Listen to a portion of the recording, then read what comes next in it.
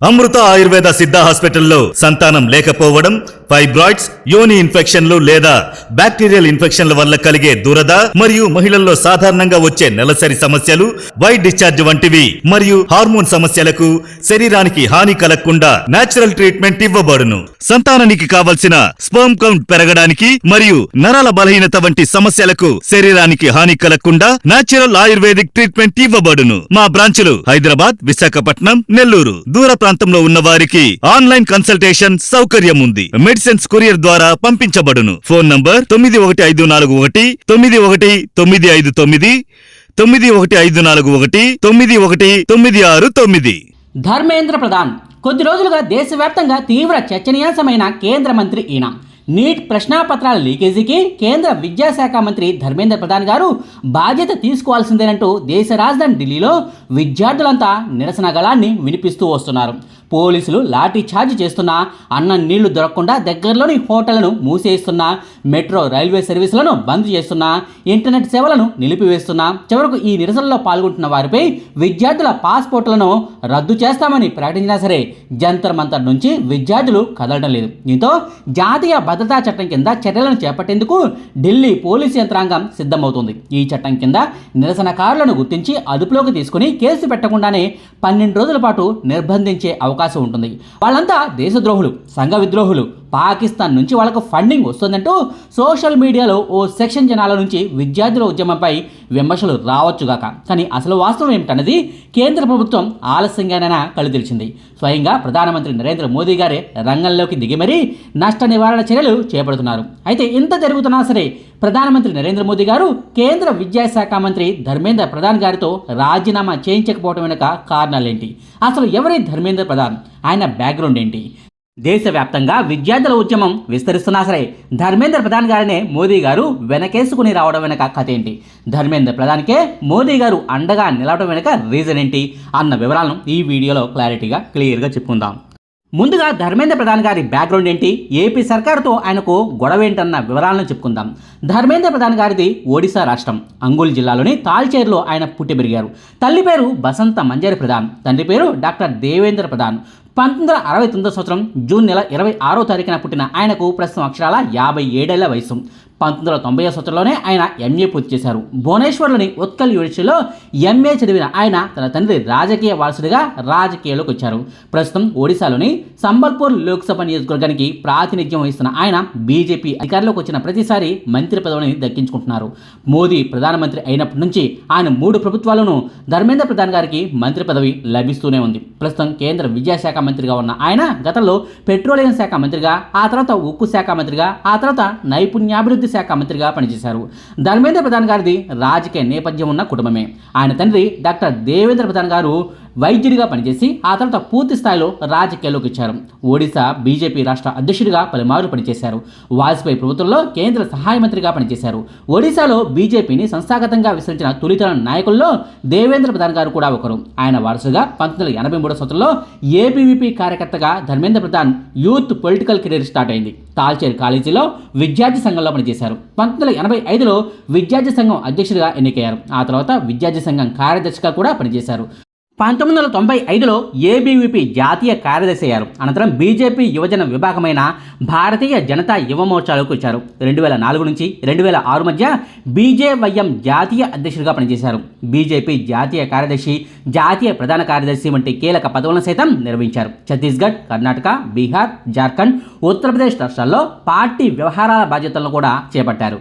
ABVP నుంచి ప్రారంభించి party సంస్థాగత వ్యవస్థల్లో వివిధ స్థాయిల్లో పనిచేయడం ఆయన రాజకీయ ఎదుగుదలకు ప్రధాన కారణం.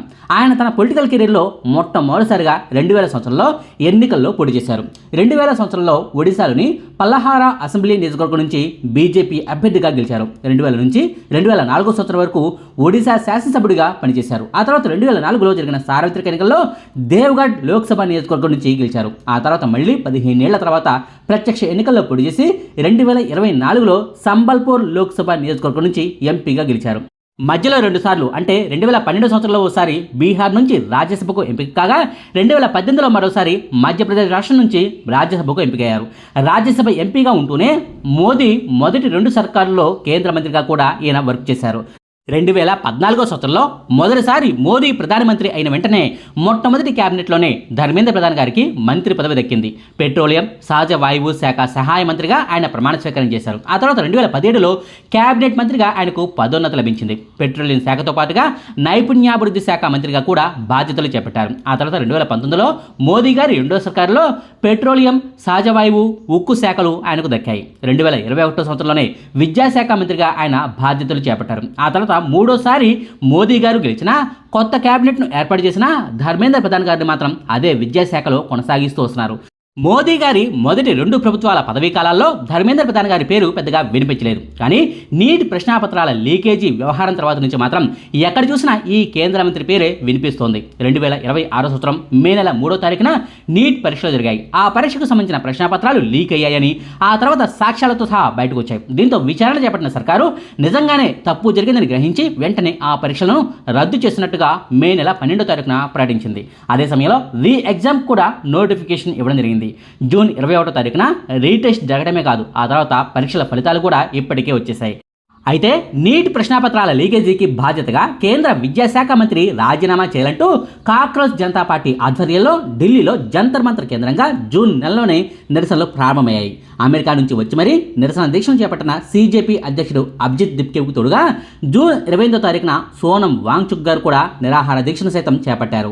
అఖిల భారత విద్యార్థి సంఘాలతో పాటుగా నీట్ బాధితులంతా కూడా ఆ నిరసనలకు మద్దతు తెలిపారు. అయితే జూలై 23వ తారీఖు అర్ధరాత్రి సోనం వాంగ్చుక్ గారు తన నిరాహార దీక్షను విరమించినప్పటికీ సీజేపీ ఆధ్వర్యంలో ఇంకా నిరసనలు కొనసాగుతూనే ఉన్నాయి.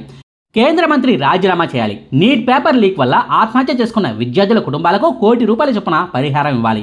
విద్యార్థులపై పోలీసులు జరిపిన లాఠీ చార్జిపై విచారణ జరిపించాలి. భవిష్యత్తులో ఇలాంటి పేపర్ లీకులు జరగకుండా పటిష్టమైన చర్యలు తీసుకోవాలన్న స్పష్టమైన డిమాండ్లతో సీజేపీ ఆధ్వర్యంలో వేల సంఖ్యలో యువత పోరాటం చేసినా కేంద్ర ప్రభుత్వం మాత్రం మొదట్లో వాళ్ళను పట్టించుకోలేదు. దశాబ్దాల చరిత్ర కలిగిన కాంగ్రెస్ పార్టీనే మట్టి కనిపించాం.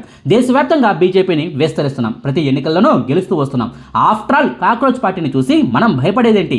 పార్టీ ఆఫీస్ కూడా లేని సీజేపీ డిమాండ్లకు మనం తలగొట్టం ఏమిటని మొదట్లో అనుకున్నారో ఏమో, కానీ మొదట్లో ఈ ఉద్యమాన్ని కేంద్ర ప్రభుత్వం లైట్ తీసుకుంది. కానీ చలో పార్లమెంట్ పిలుపు తర్వాత నుంచి మాత్రం కేంద్రంలో అలజడి మొదలైంది. దేశవ్యాప్తంగా ఉద్యమం విస్తరిస్తూ ఉండడంతో పాటుగా విద్యార్థులపై సానుభూతి పెరుగుతుండడాన్ని గుర్తించారు. దీంతో స్వయంగా ప్రధాని నరేంద్ర మోదీ గారే రంగంలోకి దిగి మరీ వీడియో మెసేజ్లను విడుదల చేస్తున్నారు. అర్ధరాత్రులు సందేశాలను పంపిస్తున్నారు.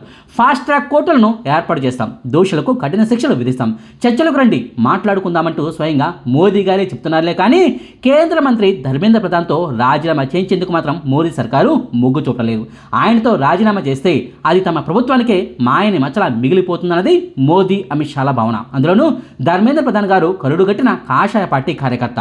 40 దశాబ్దాలుగా ఏబీవీపీ, ఆర్ఎస్ఎస్, బీజేపీలతోనే ఆయన ట్రావెల్ అవుతున్నారు. ఎన్ని ఆఫర్లు వచ్చినా పార్టీలు మారలేదు. అలాంటి నిబద్ధత కలిగిన వ్యక్తిపై చర్యలు తీసుకుంటే పార్టీ కార్యకర్తలకు, అభిమానులకు తప్పుడు సంకేతం ఇచ్చినట్టు అవుతుందన్నది మోదీ, అమిత్ షాల అభిప్రాయం. అందుకే దేశవ్యాప్తంగా ఇబ్బందికర పరిస్థితి వస్తున్నా సరే యువత నుంచి విమర్శలు పెరుగుతున్నా, వ్యతిరేకత పెరుగుతున్నా కేంద్ర మంత్రి రాజీనామా విషయంలో మాత్రం పట్టుదలకు పోతున్నారు. నిజానికి గతంలో ఏదైనా పెద్ద తప్పు జరిగితే కేంద్ర మంత్రులు, రాష్ట్ర మంత్రులు రాజీనామా చేసిన సందర్భాలు బోల్డ్ ఉన్నాయి. ఆనాటి రాజకీయ నాయకులు ఉన్నంత ఔదార్యం ఈ తరం నాయకుల్లో లేకుండా పోయింది. ఈ నీట్ ఉద్యమం విషయంలో మోదీ సర్కారు ఇంకా మొండిగానే వ్యవహరిస్తే ప్రభుత్వానికి మరింత చెడ్డ పేరు రావడం ఖాయం. చూడాలి మరి మోదీ గారు ఏం చేస్తారో అన్నది. ఇక చివరిగా ఒక్క మాట, ఆంధ్రప్రదేశ్ సర్కారుతో ధర్మేంద్ర ప్రధాన్ గారికి చాలా కాలంగా ఓ విషయంలో విభేదాలు ఉన్నాయి. అధికారంలో వైసీపీ ఉన్నా, టీడీపీ ఉన్నా సరే ఓ విషయంలో మాత్రం ఏపీ సర్కారు వైఖరిని వ్యతిరేకిస్తూ వస్తున్నారు. ఒడిశా రాష్ట్రానికి, ఏపీ రాష్ట్రానికి మధ్య సరిహద్దు గ్రామాల విషయంలో ఎంతో కాలంగా ఓ వివాదం నడుస్తోంది. 1 కాదు 2 కాదు, ఏకంగా 21 గిరిజన గ్రామాలు ఏపీ సరిహద్దుల్లోకి వస్తాయని, అవి ఆంధ్రప్రదేశ్కి చెందినవే అనేది ఏపీ వాదన. అదే సమయంలో అవి ఒడిశా గ్రామాలని అక్కడి సర్కారు వాదన. ఈ 21 గ్రామాల్లో ఇప్పటికీ 2 రాష్ట్రాల ప్రభుత్వాల పథకాలు నడుస్తూ ఉంటాయి. 2 రాష్ట్రాలకు చెందిన ఓటర్ కార్డులు, రేషన్ కార్డులు కూడా ఉంటాయి. ఈ గ్రామాలు మావంటే మావని ఎన్నో దశాబ్దాలుగా ఇరు రాష్ట్రాలు న్యాయ పోరాటం చేస్తూనే ఉన్నాయి. ఇంతవరకు ఈ విషయంలో పరిష్కారం అయితే లభించలేదు. అయితే కేంద్ర మంత్రి హోదాలో ఉండి దేశంలోని అన్ని రాష్ట్రాలకు సమన్యాయం చేయాల్సిన పదవిలో ఉండి కూడా ఒడిశా రాష్ట్రానికి చెందిన వ్యక్తిగా మాత్రమే కేంద్ర మంత్రి ధర్మేంద్ర ప్రధాన్ గారు పలు సందర్భాల్లో వ్యవహరించారన్న ఆరోపణలు ఉన్నాయి. 2023లో జగన్ సర్కారు హయాంలో ఓసారి, 2014లో చంద్రబాబు హయాంలో ఓసారి ఏపీ సర్కారు వైఖరిపై ఆయన తీవ్ర విమర్శలు గుప్పించారు. కొటియా గ్రామాలు ఒడిశావే, ఏపీ పోలీసులకు ఇక్కడేం పని, గో బ్యాక్ ఆంధ్ర అంటూ కేంద్ర మంత్రి హోదాలో ఉండి మరీ 2023 సంవత్సరం ఆగస్టు నెలలో ఆయన వివాదాస్పద కామెంట్లు చేయడం గమనార్హం. ఇప్పటికీ ఈ వివాదానికి ఓ పరిష్కారం లభించలేదు. భవిష్యత్తులో కూడా ఈ గ్రామాల విషయంలో అందరికీ ఆమోదయోగ్యమైన నిర్ణయం రాకపోవచ్చు. ఇదండి కేంద్ర మంత్రి ధర్మేంద్ర ప్రధాన్ గారి బ్యాక్గ్రౌండ్ గురించిన వివరాలు. అలాగే మోదీ సర్కారు ఆయనతో ఎందుకు రాజీనామా చేయించడం లేదన్న అంశానికి సంబంధించిన సమాచారం.